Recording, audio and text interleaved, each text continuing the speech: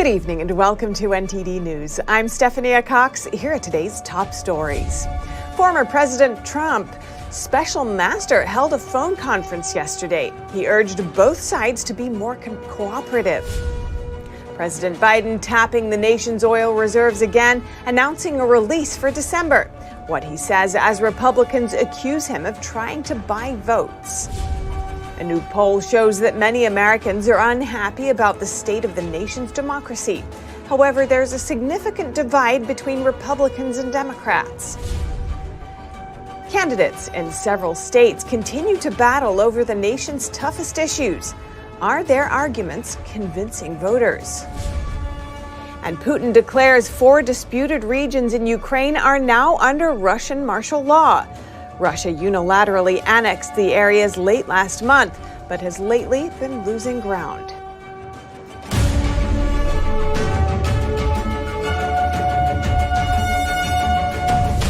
CDC advisors today unanimously voted to add COVID-19 vaccines to Vaccines for Children, a program aimed at making sure poor children and adolescents get certain vaccines.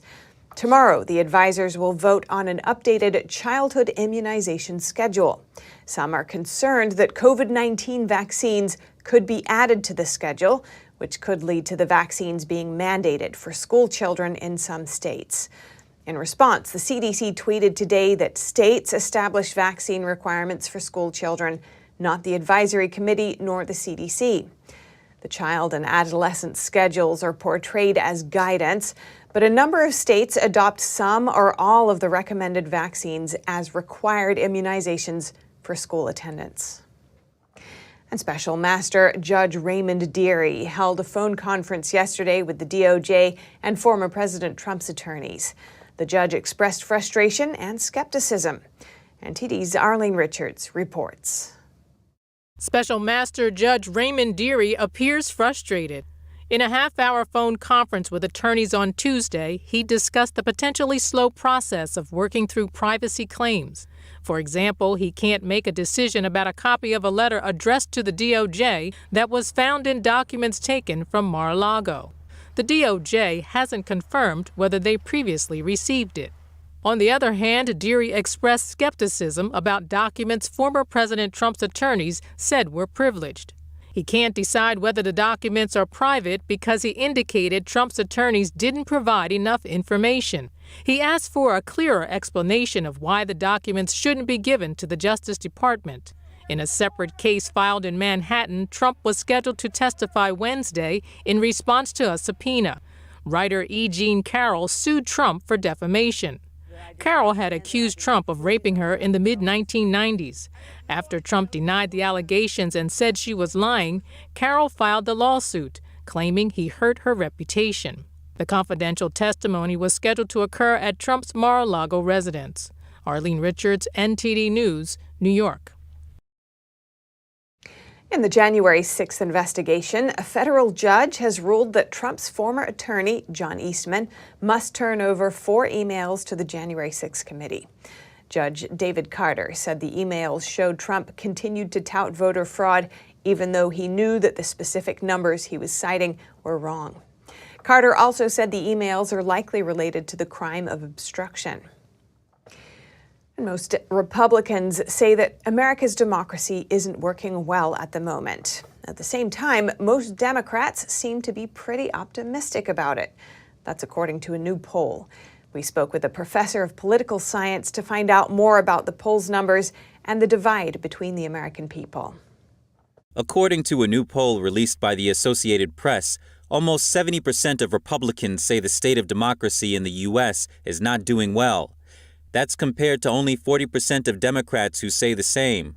That's a reversal from 2 years ago, when Trump was still in office. Back then, most Democrats felt pessimistic about the state of democracy, while many fewer Republicans said they felt so. It does seem to fit with a pattern of if your candidate doesn't win the presidency, then you're not going to be that happy. Charles Bullock is a professor of political science at the University of Georgia. He says we used to have presidents who could build bipartisan coalitions, which worked fairly well. Now we've become so polarized that very few voters are willing to acknowledge that the other party and its candidates are doing something good for the country. Instead, they're more likely to view them as being dangerous to the whole future of the country. President Biden and many voters consider so-called MAGA Republicans to be a danger to America, while many Republicans accuse Democrats of endangering the country's future, making it hard to work together. However, Professor Bullock says the two do unite under special circumstances. You hate to say this and certainly don't want to predict it or encourage it, but what might draw both Democrats and Republicans together would be if they saw an existential threat to the nation, in which case then you'd hope that there would be kind of a rally around the flag mentality so that you could put aside your own partisan preferences and unite. He added that no one hopes for a disaster to happen, but when it happens, such as after 9/11, people tend to put their differences aside and unite. Reporting by Arian Pastar, NTD News. The Internal Revenue Service will let Americans keep more of their income next year due to inflation. Since tax rates are automatically adjusted for inflation, there will be higher cutoffs for all 7 income tax brackets and a higher standard deduction when you file your tax return. For example, the income thresholds for the top tax rate, 37%, are going up 7% from this year. And the standard deduction, the baseline income people can claim tax-free, will see the largest increase since 1985. The standard deduction for married couples will rise by $1,800. For individuals, it's a $900 increase. And what's happening across the nation as midterm season heats up? While candidates in Illinois and Florida are debating top issues, some voters in Arizona say only one thing is on their minds. NTD's Arlene Richards has the updates. Democratic Governor J.B. Pritzker and his Republican opponent Darren Bailey faced off in Illinois Tuesday night. Bailey blasted the incumbent governor for his stance on abortion. Governor Pritzker is perfectly fine with our children getting abortions without their parents knowing anything about it. I think that's extreme. Pritzker says he supports women exercising their rights. He wants to jail doctors and jail women who are seeking to exercise their reproductive rights. On the issue of transgender surgeries for adolescents, Bailey accused the governor of taking parents out of the decision process. Pritzker denied the allegation but said he supported the LGBTQ community's right to make their own decisions. Early voting has already started in some counties in Illinois, with others beginning October 24th. Over in Florida, incumbent Senator Marco Rubio battled with Democratic Congresswoman Val Demings on issues like voting rights. We should protect voting rights for everyone, and we need a federal law to keep everybody accountable. Rubio argued that it's never been easier to vote in Florida. I have been a Hispanic man my entire life. I'm a minority. I've never felt like producing an ID disadvantages my ability to vote. Demings enters the final weeks of her campaign in a stronger position than many observers expected in the conservative-leaning state. In Arizona, some voters are focused on one issue. Abortion seems to be a big issue at current. Roe v. Wade, the overturn of Roe v. Wade. Probably just reproductive care. For the U.S. Senate, Democratic incumbent Mark Kelly faced off against Trump-endorsed Republican Blake Masters. What do voters have to say about their debate? Kelly I don't think he had a great debate. I don't think there's enough of the two candidates talking about the issues. Early voting in Arizona began Wednesday, October 12th, and will run until Friday, November 4th. Arlene Richards, NTD News, New York. And at the polls this fall, ballot measures related to abortion, marijuana, and crime are among a diverse array of issues that voters in 37 states will decide on. Taxes, the minimum wage, and the structure of the state government are also being voted on. NTD's Daniel Monahan has the details. Abortion has been a particularly hot-button issue since the High Court's overturning of Roe v. Wade this June. It will be on the ballot in 5 states on November 8th. California, Vermont, and Michigan voters will weigh in on proposals to ensure abortion access, while Montana and Kentucky residents will vote on whether to curb it. Adult recreational use of marijuana could be legal in nearly half of the 50 states after November 8th. Voters in Arkansas, Maryland, Missouri, North Dakota, and South Dakota will make their choices in that matter. Adult use of marijuana is currently legal in 19 states, while 37 states have legal medical marijuana programs. In Colorado, voters will decide on Proposition 122, the decriminalization and regulated access program for certain psychedelic plants and fungi initiative. On to crime, Alabama's Amendment 1 and Ohio's Issue 1 both propose tightening bail requirements. Meanwhile, Missouri's Amendment 4 would allow the state legislature to require that cities increase police funding without state reimbursement. As for taxation, Louisiana and Georgia measures seek property tax exemptions for the elderly, disabled, and veterans. And Idaho voters will see proposed income and corporate tax changes. California's Proposition 30 would impose a tax on income of more than $2 million for a zero-emissions vehicles and wildfire prevention initiative. Meanwhile, Arizona's Proposition 132 seeks to require a 60% supermajority to approve any ballot measure that increases taxes. And record-setting inflation has spurred demands for minimum wage increases. Nebraska and Nevada voters will see proposed constitutional amendments addressing minimum wages. Nebraska Initiative 433 would increase the state's minimum wage to $15 per hour by January 1, 2026. In Illinois, voters will see Amendment 1, a right to collective bargaining measure, while for voters in Tennessee, a right to work amendment is on the ballot. 7 measures across 6 states address elections and campaign funding. Michigan's Proposal 2, the Right to Voting Policies Amendment, would reduce the requirements for legal voting. Meanwhile, voters will weigh in on election integrity measures, including Arizona's Proposition 309, the voter identification requirements for mail-in ballots and in-person voting measure, and Nebraska's Initiative 432, the Photo Voter Identification Initiative. Now on to petition rules. Voters in 3 states will see 4 proposals seeking to impose restrictions on the citizen initiative process. Arkansas's Issue 2 would require a 60% supermajority to adopt ballot measures, while Arizona's Propositions 128 and 129 would tighten language and title requirements. Let's take a look at state constitutional conventions. Voters in 3 states will be asked if they want to appoint delegates to a convention to revise and amend their state's constitution. They're among 14 states in which the state's constitution mandates the measure be presented to voters at stipulated intervals. Concerning state government, Arizona voters will decide if they want to create a lieutenant governor office, while in Arkansas and Idaho, proposals would allow the state legislature to call special sessions without the governor's assent. Michigan and North Dakota voters will be asked if they want to impose term limits on state lawmakers, and in North Dakota, the governor. And finally, sports betting. California voters will see 2 proposed constitutional amendments seeking to legalize sports wagering, with tax revenues from betting being put toward addressing homelessness and mental illness. Gaming in California and tribal casinos has been legal for more than 20 years, while gambling at horse tracks has been legal since the 1930s. But online and mobile sports betting, an estimated $3 billion annual market, is illegal in California. Daniel Monahan, NTD News.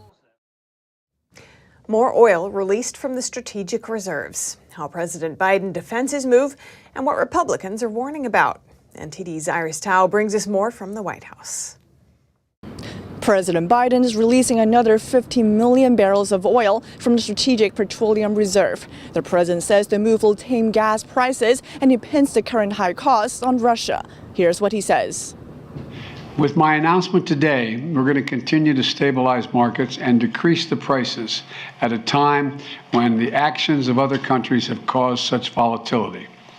So far, the administration has released roughly 165 million barrels of oil from the reserve. And adding what's in today's announcement, Biden will have withdrawn over 180 million barrels.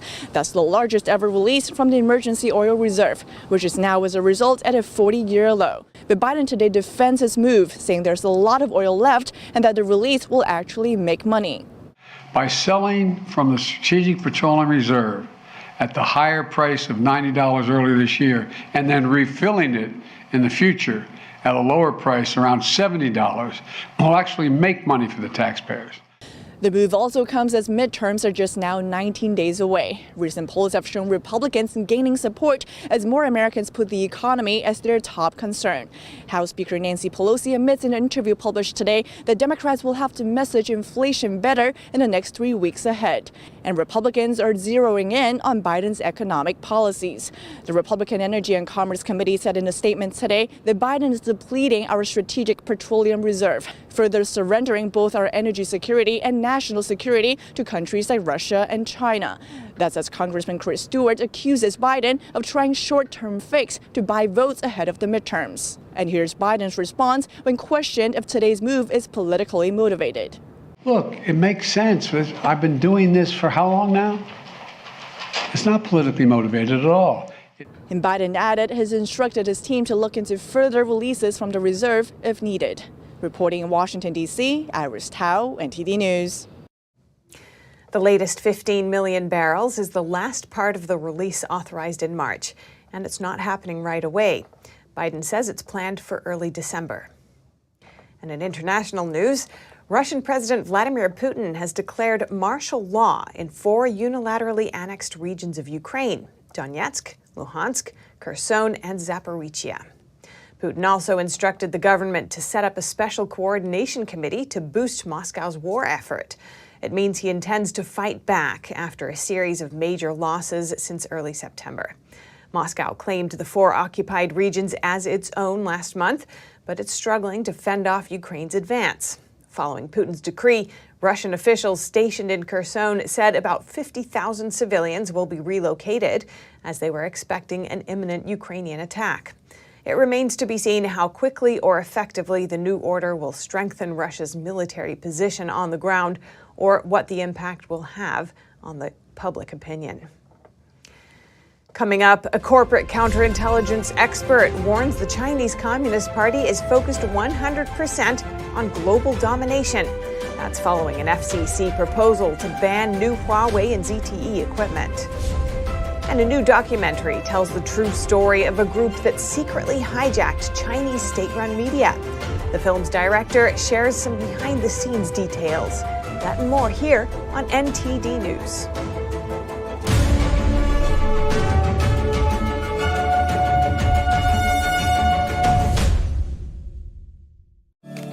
Welcome to RenBiz.com, the education and career program where parents rule. We replace public schools and universities. We are for ages 6 to 100. Never any big student loans with us. You graduate with a traditional diploma, a university degree, and your own family business. Adults returning to obtain better careers. Parents looking for better academic and career opportunities for their kids. At Business Occasion, you spend 50% of your time on traditional education and 50% on business education, including setting up your own family business. Learning is in your small, in-person pods of 6 to 10 students. At Renaissance Business Occasion, aka RenBiz.com, graduation means you have a degree and your own family business. Like education always should have been, a transition to getting a career.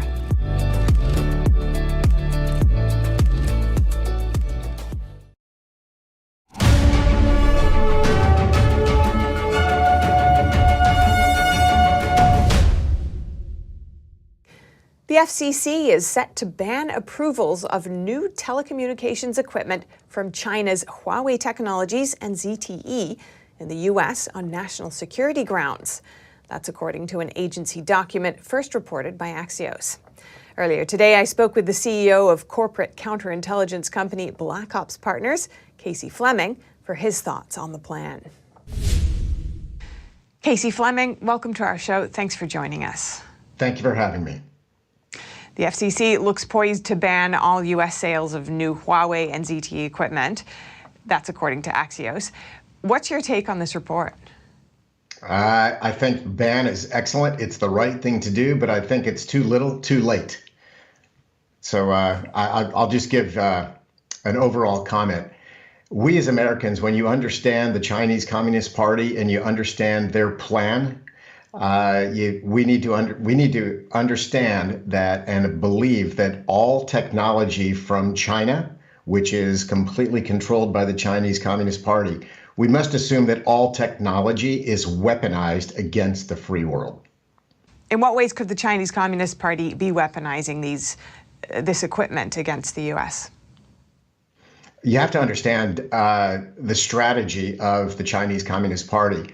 Americans and American companies and the free world think that the Chinese Communist Party has the same goals as we do, life goals, country goals, world goals, and so on. And they absolutely don't. They're focused on 100% global and world domination.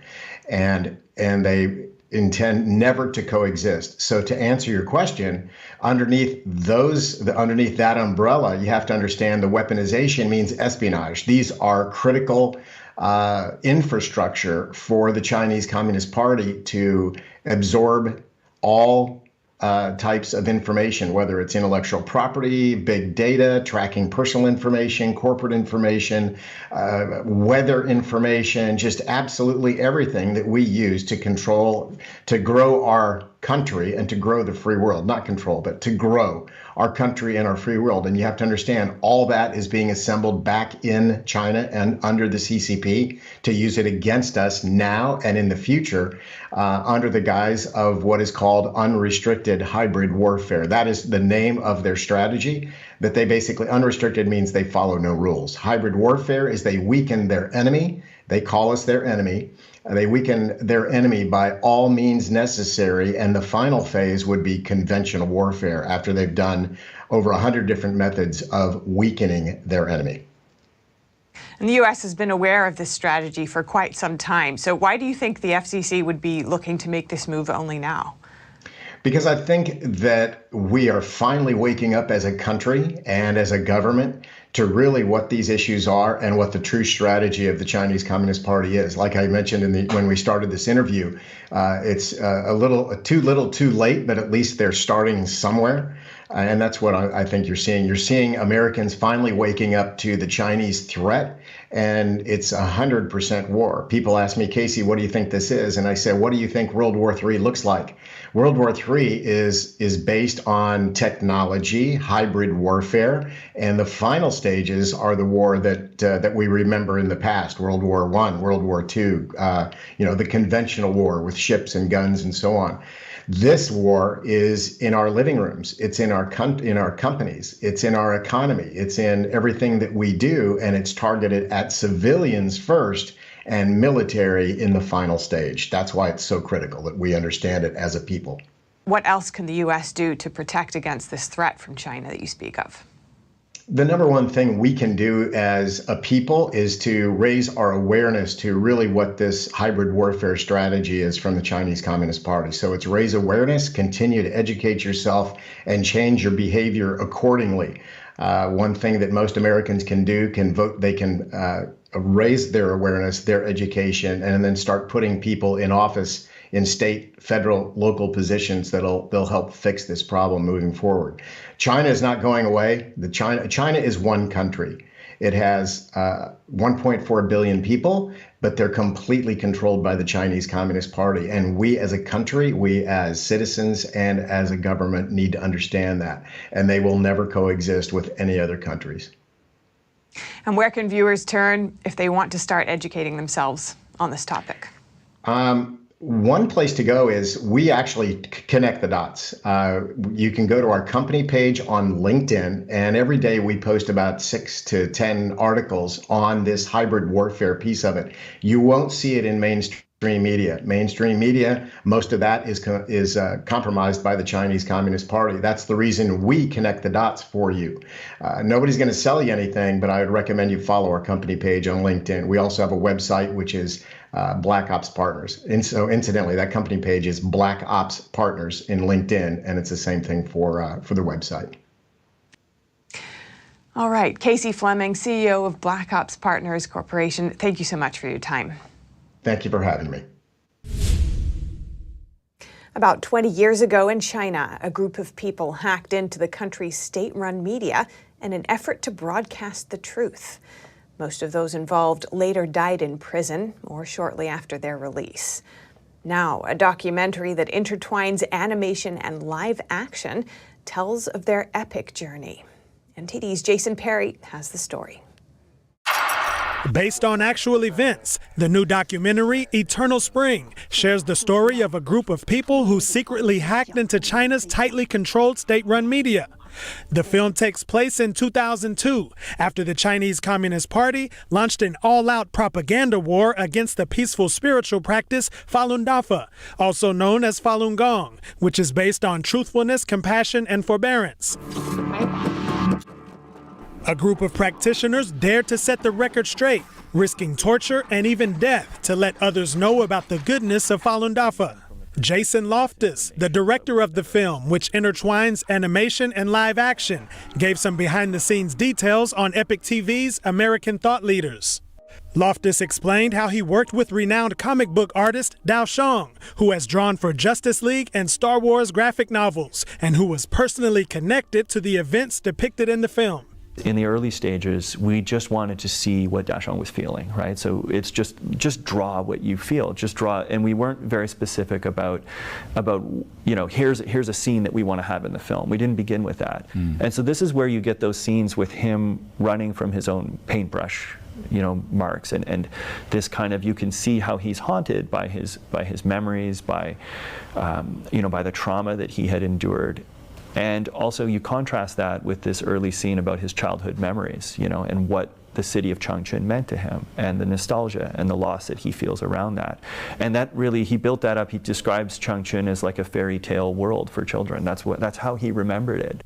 He compared the group's resistance to the persecution to a plum blossom flower that blooms in the winter. Even though the conditions are still harsh, even in the aftermath of this TV hijacking, the persecution continues, and people continue to be killed and imprisoned and tortured. There is this sort of like small sign, this small little flower that blooms, that gives some hope to people for a better future where Falun Gong can be regarded not with hate and from the perspective of misinformation, but with a better understanding and tolerance. The film will be playing in theaters throughout the U.S. and Canada for a limited time. You can visit the website eternalspringfilm.com to get those details. Jason Perry, NTD News. And now over to sports news. Here's NTD's Dave Martin with today's top stories. Iranian female rock climber Elnaz Rakabi indeed arrived safely in Tehran Wednesday morning. Her friends and family had previously feared she was missing after she violated her country's stringent dress code during competition Sunday by not wearing a headscarf. The 33-year-old, who placed fourth in the event, had posted on her Instagram account that not wearing the headscarf was unintentional. The struggle that I had with wearing my shoes and preparing my gear made me forget about the proper hijab that I should have had, and I went to the wall and ascended. I returned to Iran in full health, and I apologize to the people of Iran for the turbulence and worry that I created for them. Rakabi's lack of a headscarf was seen as part of the wider protest against Iran's government, and her arrival was cheered by demonstrators outside the airport. The demonstration started last month following the beating and eventual death of a 22-year-old woman by the so-called morality police, who arrested her for violating the dress code. In basketball news, WNBA star Brittany Griner celebrated her 32nd birthday Tuesday in a Russian prison with her lawyers. She released a statement saying, "Thank you everyone for fighting so hard to get me home. All the support and love are definitely helping me." Griner's defense team is preparing an appeal of her conviction, which will be heard next week. Although it's unlikely they'll reverse the decision, her legal team is hoping to reduce her 9-year prison sentence. And tonight in sports, Game 1 of the ALCS between the Astros and the Yankees starts at 7:30. Houston will send out Cy Young hopeful Justin Verlander to the mound, while the Yankees counter with Jameson Taillon. That's all for your sports news today. Back to you, Steph. Thanks, Dave. And that's all for today's news. Thanks for tuning in. I'm Stephanie Cox.